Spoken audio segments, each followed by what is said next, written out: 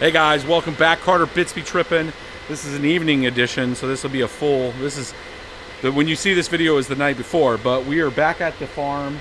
Had a couple of videos on Twitter tonight, and this is for YouTube. So we had got in about 100 ASICs. So these are the S19s, and we are putting them together over the next couple days, getting these deployed and getting our build out ready for our place down in Illinois that we're looking at right now. So we're looking at doing a bigger mining farm down there also, so we'll have the two farms, but this one is going to be part ASIC staging, and then we're going to go and do the build out with more GPUs as we clean up stuff. So you guys will see that down at Crypto World next week, and throughout the next week and throughout the beginning of January, we're just going to be rolling some of the GPU equipment down for you guys. You guys have seen in the previous videos, but let me take you guys through some of the stuff here. But before that, let's jump to our sponsor. Sponsor cut. Decentralization is one of the most important factors in a global cryptocurrency network. Bitcoin's proof of work functions due to the exceptional security provided by the miners of the network.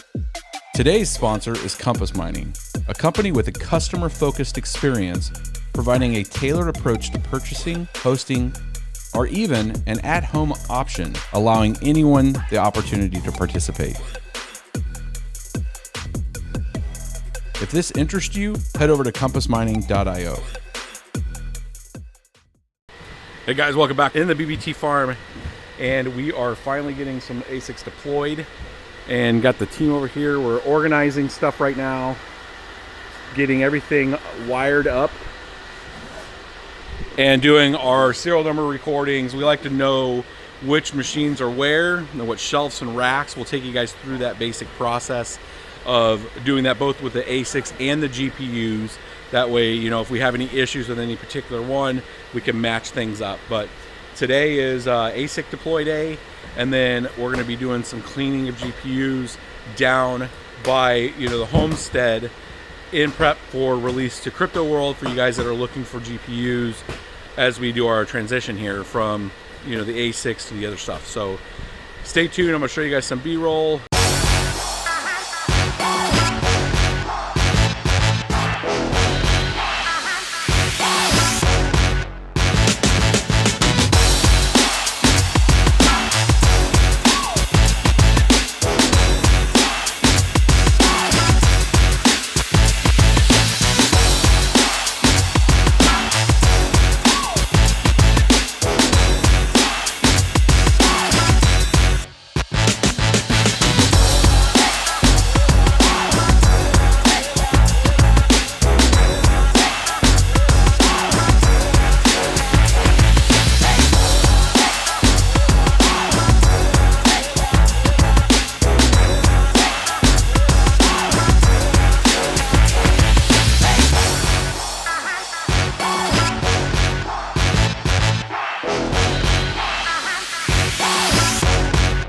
Alright guys, hopefully you've been liking some of this video that we're doing.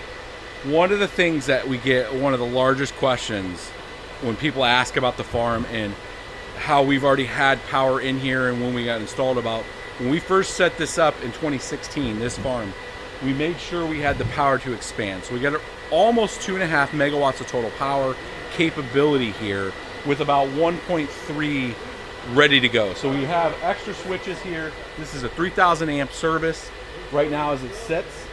And you can see, you know, the power lines that come over and then give us over into the power boxes for the expansion for each row here. And right here, we're bringing in 208 inside. So you guys can see the power box that we have here and the PDU setup.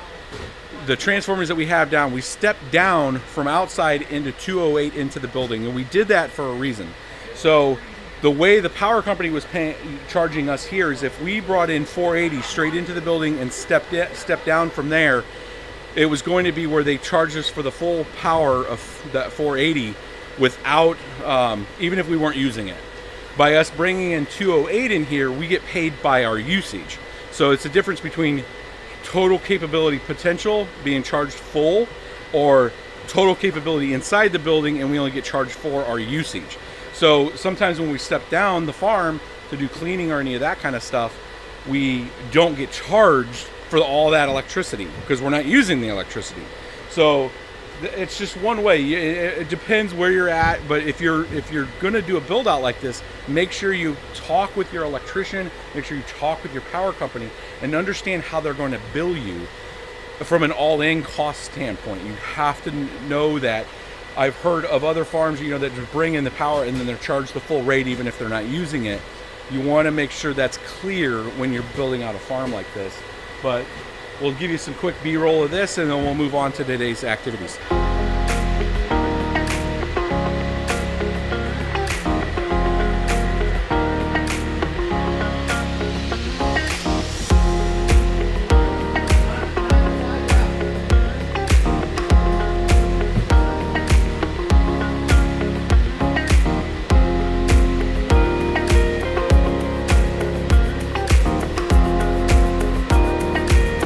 There's that 3,000 amp.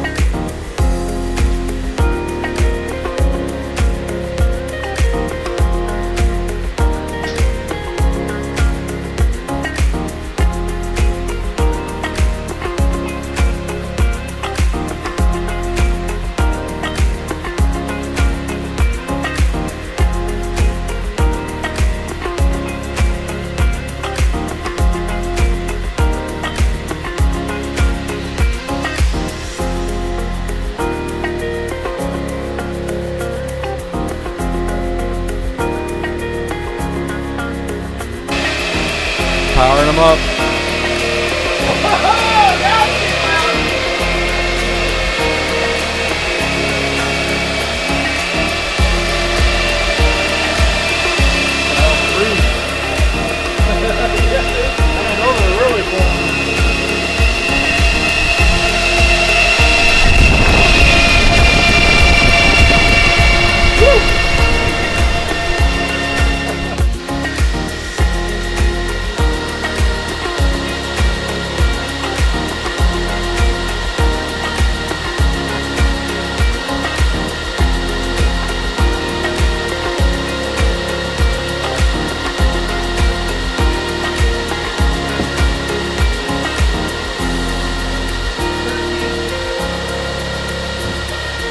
So what I do is quick midday update. Got most of the machines deployed.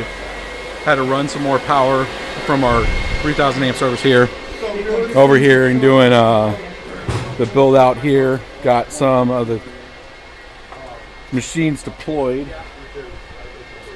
There's Steve back there doing some wiring, and then we got pretty much our third row here plugged in and getting ready. And then we're having to run a couple 50 amp connection here just to get the rest of these on. So we're gonna have 3 more new 50 amps coming in here, and then that should get us enough amperage to get the last 3 up, and then we'll have 18 per row. So that's 54 of these ASICs of the 100 deployed today. Yeah, okay. I just figured you What's up, Georgia? printing money. All right, guys, so it's been most of the day. We got almost everything up now. We got this whole row back up. Our breakfast being heated here. Don't judge us. Most of all the other racks, so we have over 70 of the units now up and running. It's actually not too loud yet. We're going through with some of the mass configuration that you can do, where you sit there and scan the network and then set all the configuration on everything. So we should be pretty warm here pretty soon, and we'll get the fans back on. You know, in previous videos we've shown you guys, you know, our fan setup that's temperature controlled, and right now we got them off, and it's starting to get a little warm in here. So I'm gonna go ahead and crank one of these guys on here. So I click them on up and on. These are Eaton 3-phase fans. That end one down there is gonna kick on. We're gonna see that, and we're gonna click this one on too. Maybe. There we go. Gonna test it and get it going, and you can see it start to come online at 24% speed, using 6 amps of power. So you can see these guys starting up here. A little dirty. We need to actually clean these up a little. but we're sitting the fan turning on. I can feel the air coming. We start to get the setup here. And now people were asking about the hot and cold lanes. So right now this is a hot lane. These are exiting out, or actually, sorry, this is a cold lane coming in, and then right here is a hot lane. So we got both of these sets blowing into this lane right here. It's windy right here, and the heat's going up. With that wind, you can actually see that light moving. We're gonna have to re-strap that back down. And then we have an intake lane on this side coming in. So this is a cold lane where both units are pulling in air this way here on this one, this way here on this one, into their appropriate hot lane setup here. We did have to upgrade a few things here to get all this done. We did not put two 50 amp connectors here, and we're gonna strap this guy down. We're doing testing right now. So this is a 50 amp PDU that we're setting up and configuring. You guys can see the model number up here. There we go. You wanted to see that setup, a 50 amp PDU.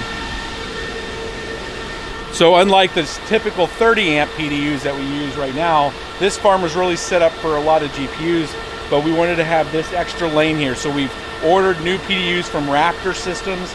Those will come sometime in February right now. So we're just working with what we have while we're waiting for new equipment. But we're gonna have a lane of the ASICs, and then we're gonna have newer GPUs pulled down here, reduce some of these shelving, and then we'll be able to put the GPUs in the tanks. So a lot of people have been asking what's been going on with the immersion cooling. Well, part of the issue is in the area that we're in, they were cleaning and fixing the roads, and we were getting a lot of extra dust. So we had cleaned about almost 7 months ago, 8 months ago, we had cleaned the farm, and it had got so much more dirt back in because of the road work that was going on near our place that everything got super dirty and dusty again. So we're not gonna experience that again. We're going straight to immersion, but we needed to wait for that to happen and be done before we finished the immersion. That was part of the other thing that was making the hiccup for us to finish it. But we're gonna get the rest of these GPUs pulled down, get some of this stuff set up for the ASICs, and then we'll be switching over to the A4000s and 5000 GPUs, and you guys will be brought through that as we start to put them through the immersion tanks. So a lot going on, and that's just with this farm. We're also building another farm down in Illinois. We're working on all that right now with acquiring a building, getting the power purchase side done, and then we'll take you guys through that process if you're trying to look and set up something yourself on how to work with the power company and get a decent rate. You can see that these fans are up online right now. We're up to 30% here. Now these are temperature controlled, so it's spun this fan up to 44%. And you can see at 44%, it's now spun down. We're about 5 amps, 240, and we're at about 3 amps, almost 4 amps, 240 for the fans right now to keep this thing cool. The ambient temperature in here right now is about 55 to 60 degrees, so I still got my jacket on, it's not too bad. Once everything's really cooking and we get the rest of the GPUs back online that we do have in here, those fans will be closer to 100%. The ambient temperature outside here in Wisconsin is about 40 degrees today. If they get down into the 20s tonight, those fans will spin down to about 30%. So give you guys some insight here, a lot more coming in. Hopefully you guys like the content that's here and going. We're gonna keep cranking more. We'll have a further detail on the configuration of this. We'll show you kind of how you can mass configure some of these S19s. We'll show you the tool and just how to push config and that kind of thing to you guys. Stay tuned. Make sure you're liking and subscribing and sharing. Let's see if we can get to 100,000 this year on subscribers, just to show you guys the operation here at BBT Farm. Peace.